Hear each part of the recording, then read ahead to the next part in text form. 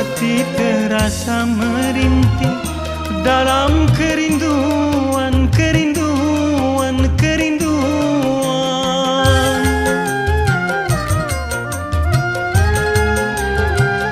Akan ku kenang selalu saat perpisahan, dan masih aku rasakan kecupan bibirmu dengan derai air matamu. Oh, oh, oh.